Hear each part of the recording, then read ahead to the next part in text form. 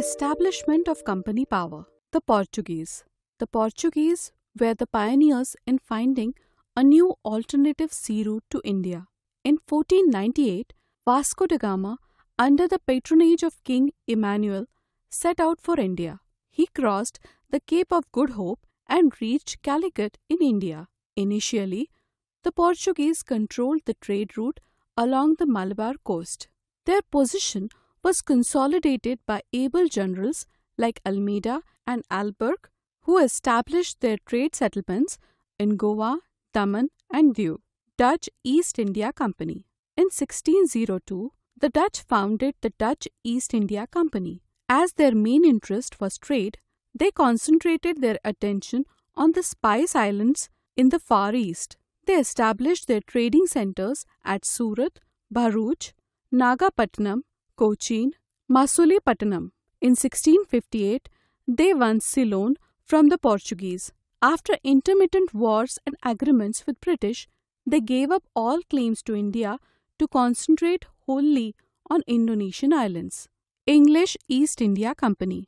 On 31 December 1600, Queen Elizabeth I granted the East India Company the monopoly to trade with Eastern world for 15 years through a charter. It was a private company organized by a group of English merchants.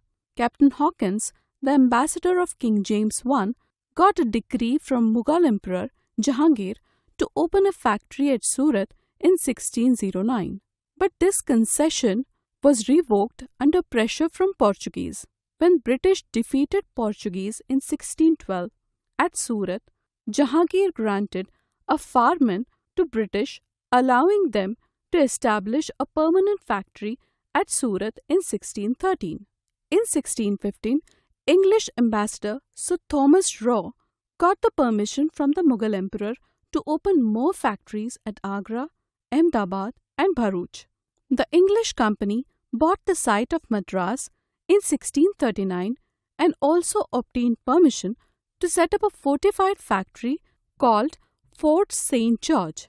In 1651, the company established factories at Hooghly. In 1661, the English company got islands of Bombay from Charles II at a nominal rent, who got it from Portuguese as part of the dowry of his wife. Further, in 1698, the company developed 3 villages into a city in Bengal and built the Fort William around the factory. That city came to be known as Calcutta. By this time, the company became successful in eliminating the influence of its rival powers in India and started to interfere in the political affairs. French East India Company. The French were late in making their appearance on the Indian coast. In 1664, the French East India Company was founded and the French established themselves at Chandir Nagore in Bengal, Mahe in Kerala, and Karaikal and Puducherry on the eastern coast and Mauritius in the Indian Ocean. The French East India Company was established by Colbert, who was a minister of Louis XIV. It was largely a government-controlled company which depended upon the French government for finances. Puducherry became its headquarters, and in 1742, French appointed Dupleix as the governor of its possessions in India. His ambition of establishing the French Empire in India led to the wars between English and the French. Mercantilism. Mercantilism is the economic theory according to which the prosperity of a nation depends upon its supply of capital and the global volume of trade is unchangeable. The amount of capital represented by gold held by the state is best increased through a positive balance of trade with other nations with large exports and low imports. It suggests that the ruling country should advance these goals by playing a protectionist role in the economy by encouraging exports and discouraging imports through the use of tariffs. The founding of British rule in India. The Portuguese, the Dutch, the English, and the French came to India as traders to make huge profits out of trade with India. Naturally, it led to a sense of competition, and as a result, they became rivals. The English were successful in driving out the Portuguese and the Dutch from most of the parts of India, but the French were still in India up to the end of 18th century. Both French and English were eager to establish their supremacy in India. In a bid for supremacy, wars often used to break out between these two countries. Their differences were finally resolved through the three Carnatic Wars or Anglo-French Wars fought from 1744 to 1763. They are called Carnatic Wars because most of the battles were fought in the Carnatic and other parts of present-day Tamil Nadu. The French and the British were traditional rivals in Europe. Their interests also clashed in America. Wars between them in Europe spread to India, where both the companies wanted monopoly of trade. This meant that they had to settle their differences through wars or talks. They were too hostile to each other to negotiate agreements. Since India did not have strong central power at that time, they used the unstable conditions in Carnatic and Hyderabad to settle their differences. First Carnatic War. The First Carnatic War was fought from 1744 to 1748. The first struggle between the English and the French in India was an echo of the War of Austrian Succession which broke out in Europe in 1740. The threat to capture Pondicherry, a French settlement, by the English fleet led the French governor Dupleix to capture Madras, now Chennai, which was ultimately restored to the English by the treaty that ended the War of Succession. Second Carnatic War. This war was fought over the issue of succession in the Carnatic and Hyderabad. The French wanted to install Chanda Sahib as the Nawab of Carnatic, while English East India Company supported Muhammad Ali. Similarly, in Hyderabad, they supported the claims of two rival candidates. French supported Muzaffar Jung Nizam, while British favoured Nasir Jung.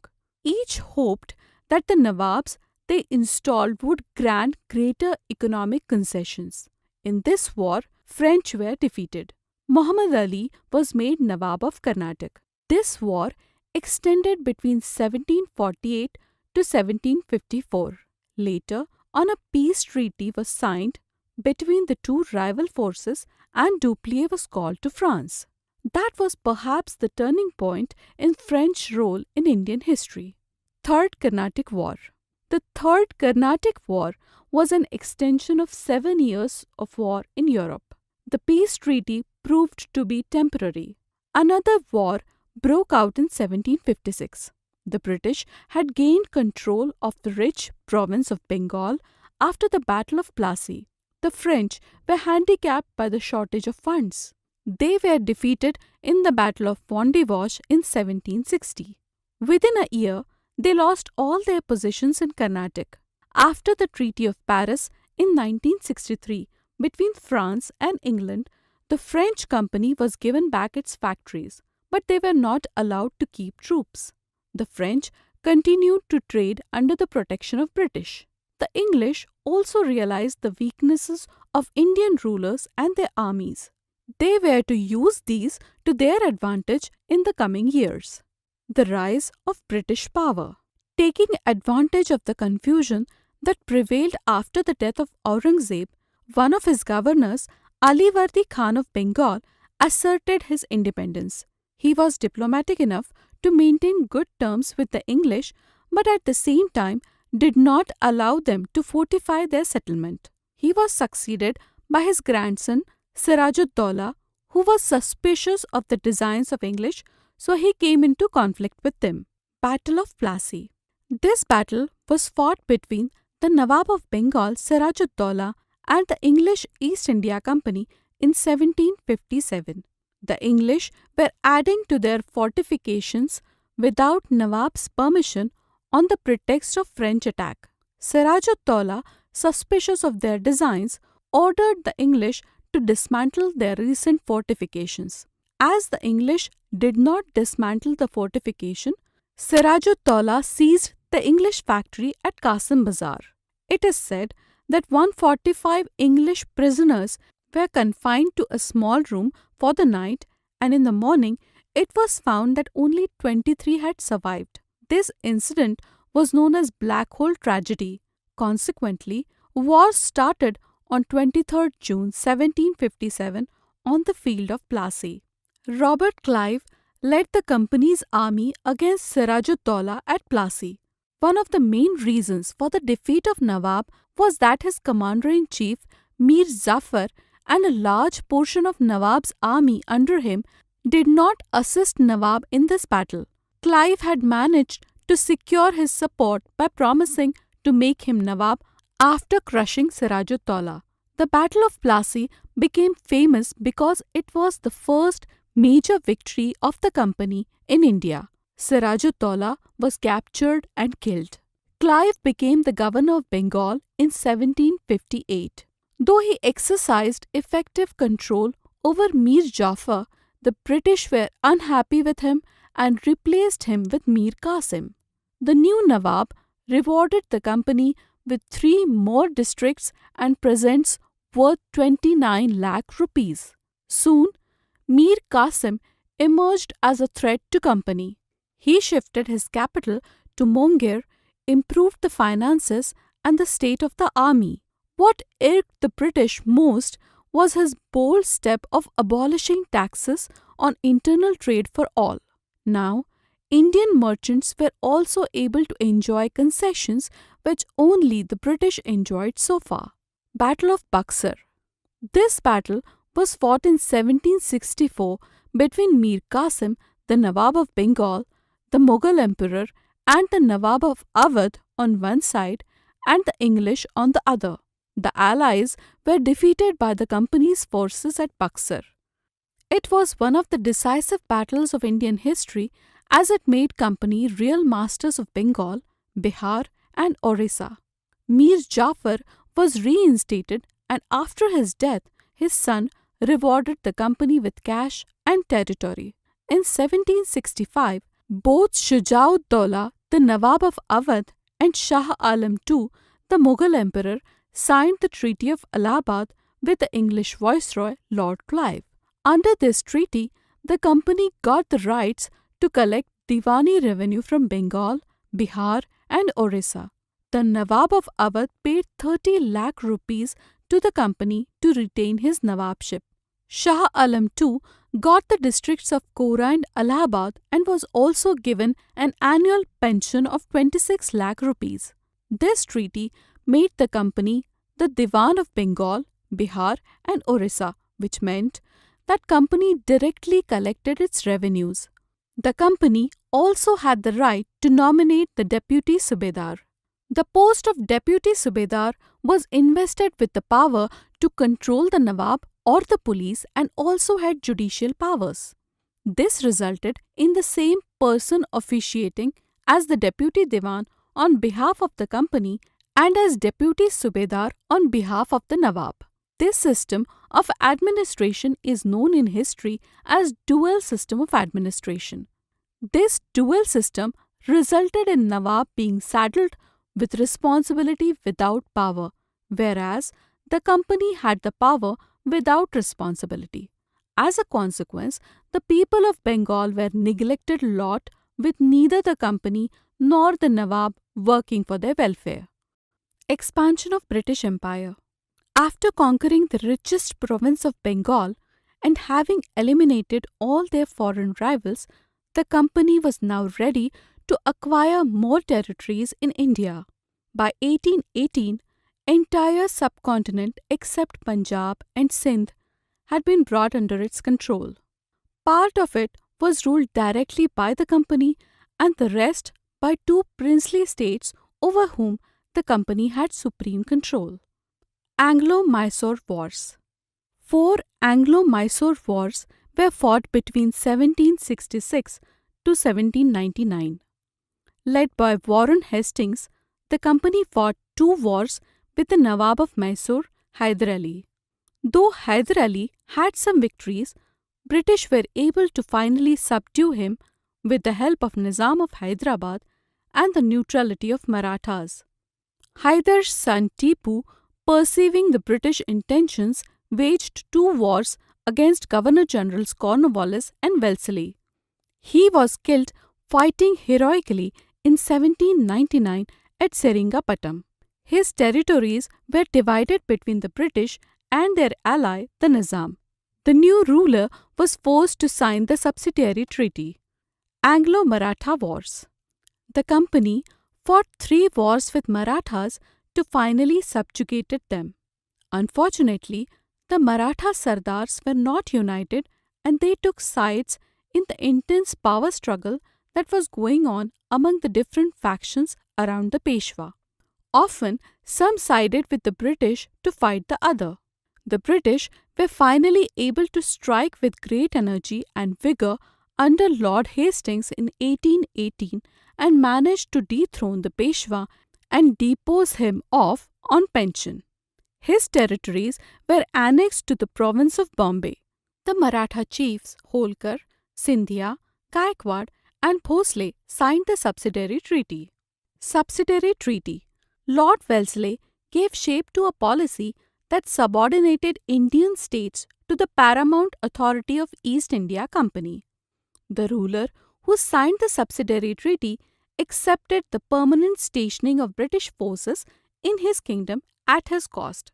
To meet its cost, an Indian state would either surrender a portion of its territory to the company or would pay an annual amount. In return, the company would protect all the subsidiary states against foreign invasion. The Indian rulers were expected not to fight or to keep any contact with any other power without the permission of the British. The Nizam, the Nawab of Awadh, the Marathas and the Rajputs were the major rulers who signed the treaty. The British thus maintained a large army stationed all over India at the expense of the rulers. The ruler had to disband his army and he lost control over his defense, foreign and domestic policies. It led to disruption of economy as lakhs of soldiers and court officials became unemployed. With assured protection from the British, the rulers neglected the welfare of the people and their rule became more oppressive. Expansion from 1818 to 1857.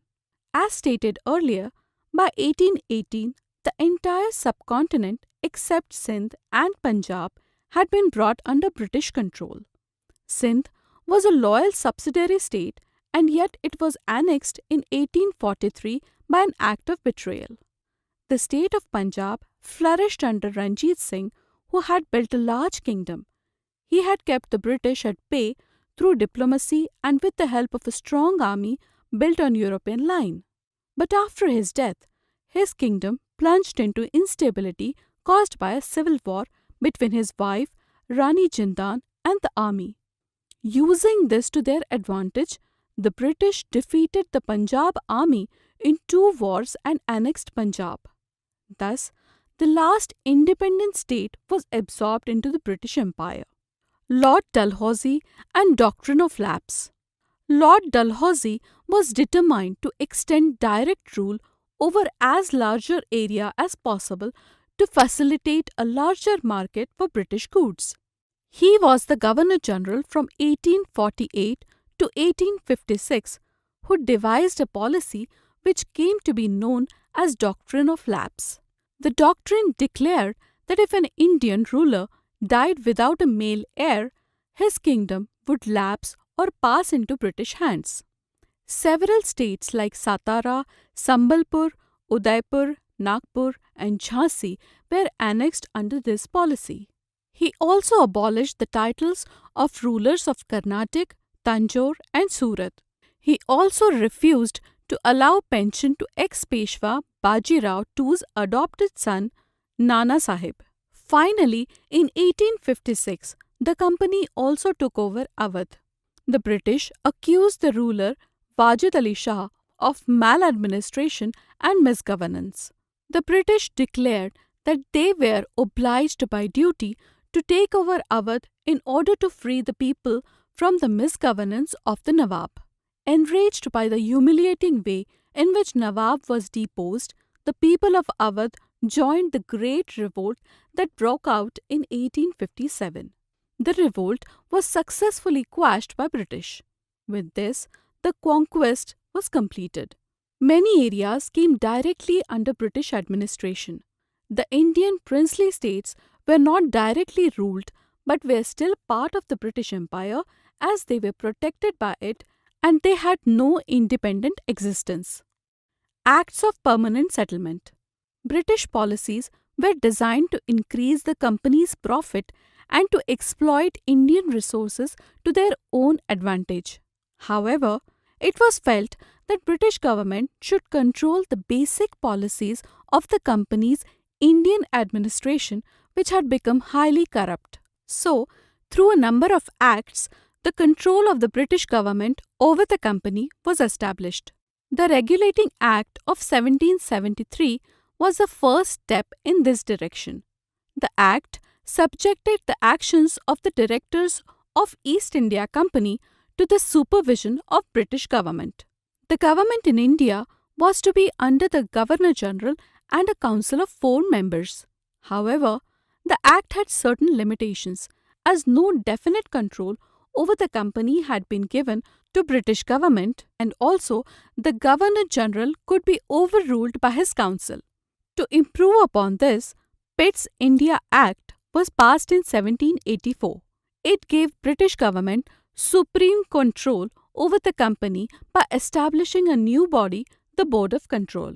It had 6 commissioners, including 2 cabinet ministers in the British government. It guided and controlled the work of Board of Directors of the company. The Governor-General, who lived in Calcutta, had a council comprising 3 members. The control of Governor-General over the presidencies of Madras and Bombay was clearly defined.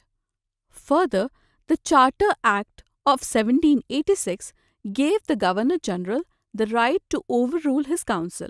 The Charter Act of 1813 abolished companies' monopoly of Indian trade. This meant that Indian trade was open to any British subject. By the Act of 1833, a law member was added to the Governor-General's Council. The company now became a purely administrative body. Administrative Organization. Civil Services. Lord Cornwallis established the Indian Civil Services ICS in India. Prior to that, the traders assumed administrative functions. He tried to purify administration by increasing the salaries and making promotions on the basis of seniority. After 1853, recruitment to civil services started through an entrance examination held in England. As evident, it was extremely difficult for Indians to go to England and compete with British candidates. Later, first Indian to pass the Indian Civil Service examination was Satyendranath, brother of Ravindranath Tagore. Indians were excluded from higher posts in administration because the British did not trust them. However, a large number of Indians were employed in the subordinate posts. It was the highest paid service in the world and civil servants were generally hardworking and efficient. Army. The army was important for the protection and extension of British Empire in India. The company's army was first raised during Carnatic Wars. British maintained their hold over India with the help of Indian sepoys. The army consisted of British officers and Indian sepoys. The highest Indian officer could only be a subedar. The Indian sepoys remained loyal to their masters who paid them well. By 1815, there were 2 lakh soldiers in the army. The Indian army served the British well in the 2 world wars. Police. Lord Cornwallis established a regular police force in India to maintain law and order. Each district was divided into a number of thanas, each under a daroga who had armed men under him to maintain peace. The district superintendent headed the police organization in a district. The villages were looked after by chowkidars and the towns by the kotwals. Judicial Organisation. The British codified the existing system of laws which was traditionally based on Shastras in case of Hindus and Shariat in case of Muslims. In 1837, the Indian Penal Code and codes of civil and criminal procedures came into existence. A digest of Hindu and Muslim law was compiled to guide the judges. In 1774, the Supreme Court was established at Calcutta, now Kolkata, to try the servants of the company. They also introduced the rule of law and equality before law. Rule of law meant that administration would be carried on according to clearly defined laws rather than on the whims and fancies of a ruler. Equality before law meant that all human beings are equal before law without any discrimination. But in actual practice, Europeans had separate courts and they were tried only by European judges. Often, European judges let them off lightly. Justice became expensive and a lengthy process for ordinary people. The Governor General was conferred all the lawmaking powers in 1833. Like in other services, Indians could not aspire to hold high posts in judicial administration. Conclusion. Thus, the East India Company was transformed from a trading company to a colonial power. The arrival of new steam technology also helped in this process. Steamships reduced the journey time, enabling more Britishers and their families to come to a far-off country like India. By 1857, the company came to exercise direct rule over about 63% of the territory and about 78% of the population of Indian subcontinent. Thus, East India Company had virtually the whole of India under its control.